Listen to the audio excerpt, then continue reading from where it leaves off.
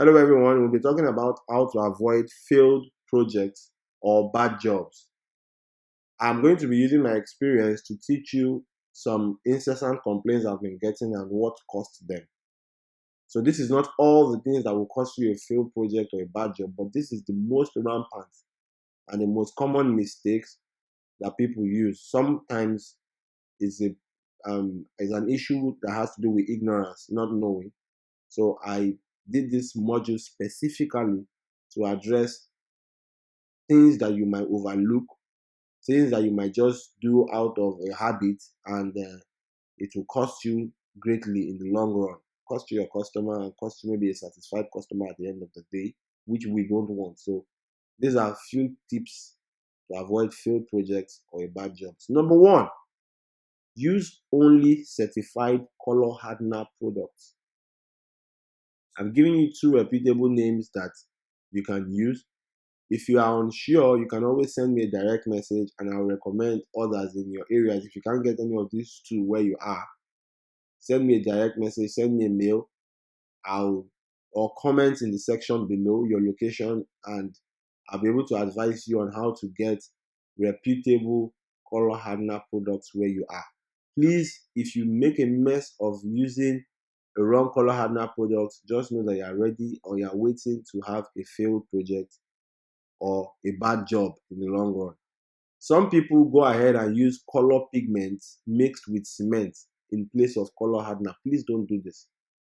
That is one way to lose a customer. If you come back in the next 6 months, the man might use or set his dogs on you if you're not careful. So do not use color pigments mixed with cement in place of color hardener. Don't do that.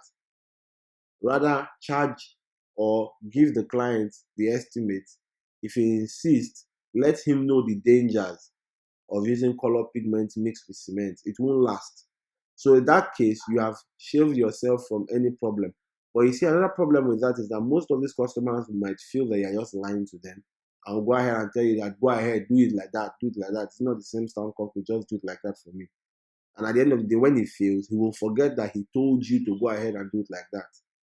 So most times I just give them the this is my rate. I have a name to protect, and the name is more important than whatever profit I might be getting from your job. So this is my rate. If you don't agree to my rate, you can go ahead and buy the product yourself. This is where you can buy the product from. You get in contact with your product supplier and let them know my client is going to be coming to buy product from me. Some suppliers will even give you a commission for referring a client to them to buy product from them. So you still make money from it. It is better than you going to do a shoddy job, and at the end of the day, it becomes a case between the authorities and you and your client or something, or it spoils the goodwill between you and your client. So don't do that and prevent that from happening as much as possible.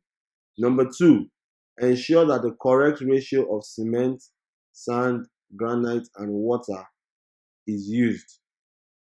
There's a correct mixing ratio. I'll give you during the concrete ratio class. Use that ratio. Some people, in a bid to save cement, use less cement than necessary. You will pay for it in the long run because the floors will fail. And when it fails, you will know why it failed. You wanted to save cost or cut cost by using less amount of cement. Don't do that. Another problem that would happen is if you don't mix your concrete properly.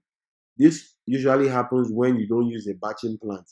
If you use a batching plant, you don't have a problem with proper mixing. They make sure that the mix is proper already. But when you don't use a batching plant and you are mixing yourself, make sure that your laborers or the people that are working with you stir the concrete properly and thoroughly. Let the cement go through every inch of the mix before you add water. Don't be in a hurry to just mix and finish the work and go. Carefully and easily use the time to mix properly. Let your mix be proper, let your mix be good, so that you, at the end of the day, be happy for the job that you are able to achieve and do without issues. Ensure the correct ratio of cement, sand, granite, and water is used, and ensure it is mixed properly. The third thing to avoid or to do is to create expansion joints. Expansion joints are thin lines that are kind of like a void You can do that in two ways. Number one, you can create a separate by using your edger at the end of your work to edge. That's another use for the edger. Another way you can do that is to use a concrete cutter. You can use a concrete cutter to cut the concrete when you are done, so that that line will be sharp and will be straight. I prefer using the concrete cutter at the end of the job because it makes the job sharp, straight, and the line will be very good.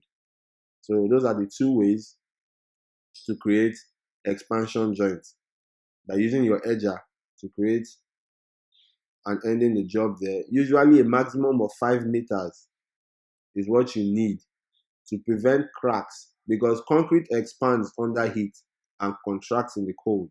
If you don't have expansion joints for the concrete to expand to, or voids for the concrete to expand to, it will crack. Do you understand? So to avoid that from happening, make sure that you create a joint where the concrete can expand to during extremely hot conditions, and when it contracts, that joint is still there.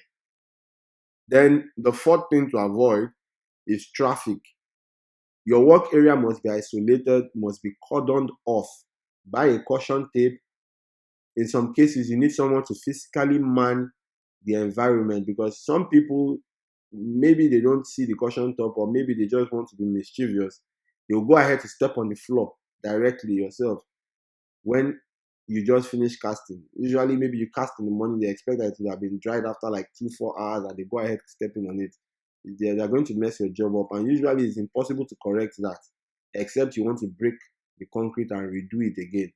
If they step on the floor, or a dog comes and walk on the, or there's any form of traffic on your freshly finished concrete before it hardens, then be sure that you are going to have additional stamp on your floors, usually someone's foot or a dog's paw or something, and you don't want that. So cordon off your work area, ensure that nobody comes onto it 24 to 48 hours after casting and stamping the concrete. Sound it to your employer or your contract holder. Let everybody be aware.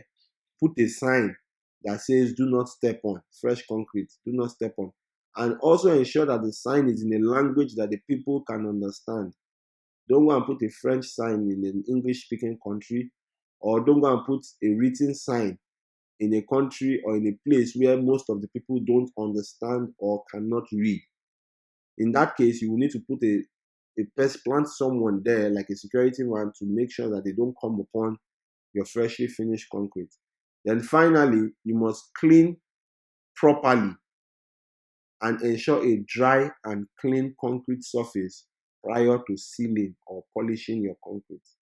Make sure your concrete is properly clean. There's no sand, there's no dust, there's no water, no moisture of any kind on your concrete surface before you seal it after stamping. Make sure it is properly clean. So if you stick, these are most of the things that have been causing issues for some of my previous trainees. I feel that we should address it in this module. So go over this module as much as possible, take notes, and be sure that you are adhering to all the tips I've given you in this section of the course. So I will see you in the next module. Thank you very much for watching thus far, and bye-bye for now.